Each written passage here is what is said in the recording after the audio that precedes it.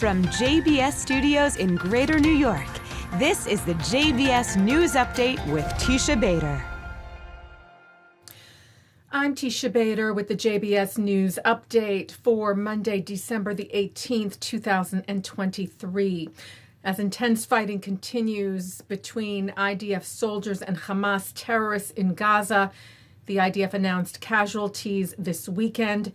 Israeli soldiers killed on Friday, Saturday, and yesterday, Sunday.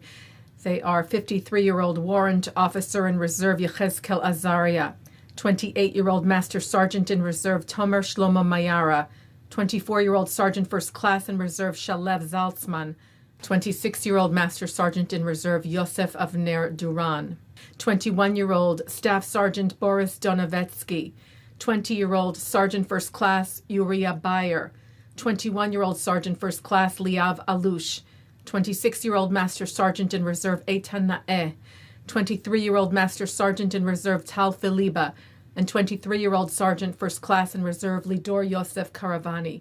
And today, 33-year-old Captain in Reserve Netanel Silberg and 22-year-old Captain Yarin Gahali were killed.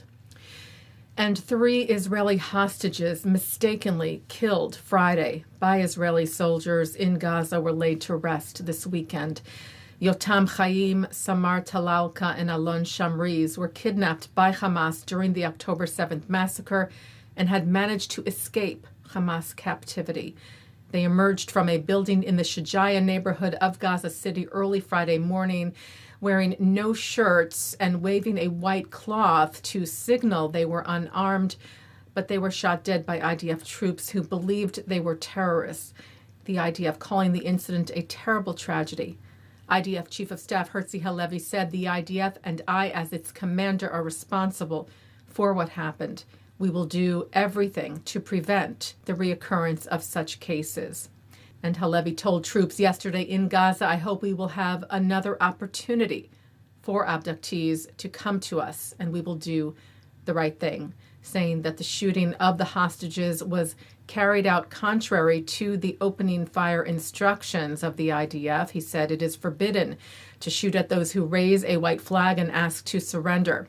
But Halevi also noted this shooting was carried out during combat and under stressful conditions, noting the extreme complexity of the fighting in Gaza, where Israeli troops have recently experienced incidents where terrorists try to lure them into a trap by pretending to be civilians, among other methods.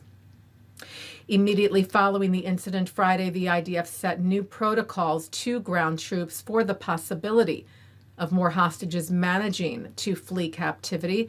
Halevi stressed there is nothing that the IDF soldiers and their commanders in the Gaza Strip want more than to rescue abductees alive. We did not succeed in this case, expressing his deep sorrow.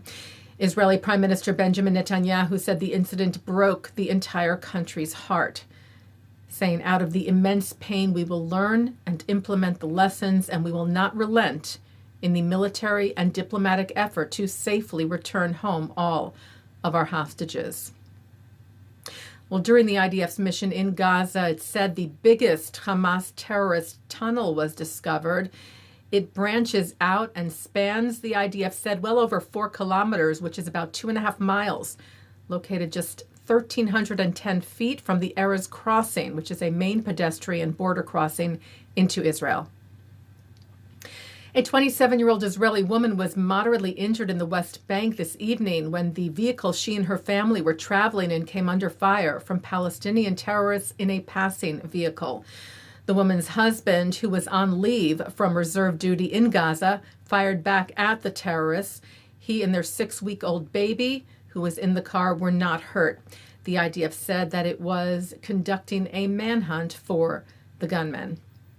Yesterday, a 49-year-old IDF reservist was stabbed by a Palestinian terrorist at a gas station in the West Bank. The reservist, moderately wounded, was able to shoot at the terrorist who fled but was later arrested by the IDF. And U.S. Defense Secretary Lloyd Austin arrived in Israel today together with the chairman of the Joint Chiefs of Staff, General Charles Brown, meeting with Israel's Defense Minister Yoav Gallant. Austin called the meeting a productive one, where he said they discussed Israel's ongoing campaign to defeat Hamas, efforts to protect civilians in Gaza, and Austin said, "We discussed our shared commitment to countering Iranian-backed aggression across the region." They held a joint security situational assessment with IDF Chief of Staff Halevi. Austin met with Israeli Prime Minister Netanyahu and spoke at a joint press conference on the reason for his visit, his second to Israel since the October 7th massacre.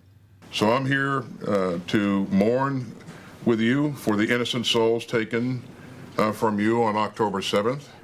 And I'm also here to stand alongside the families of those still missing in Gaza, including U.S. citizens. America's commitment to Israel is unwavering, and no individual, group, or state should test our resolve.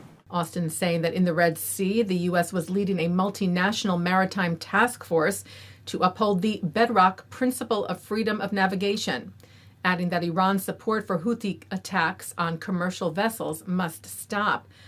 Austin also vowing that the U.S. would continue its efforts to free those still held captive in Gaza. We'll continue to support Israel's mission to find and free all of the hostages. Taking a look now at our programming for tonight on JBS for Monday, December the 18th. At 7 o'clock, it's Rabbi Ammiel Hirsch's Dispatches from Israel. At 7:30, Samuel Freedman talks about his book, Into the Bright Sunshine. At 8, Abigail Pogrebin speaks with author Adam Mansbach, who discusses his book, The Golem of Brooklyn. At 8:30, Pogrebin speaks with Yair Rosenberg about his latest album release, Az Yashir, Songs for Shabbos. At 9, Israeli singer Noah is on L'chaim. At 10, it's a concert celebrating Divan's album release of Shalhevet, with Iranian-descended singer Galit Dardashti leading the all-female Middle Eastern Jewish ensemble. And coming up next, it's Good Week, Israel. And that's the JBS News Update for Monday, December the 18th, 2023. I'm Teisha Bader. Am Yisrael Chai.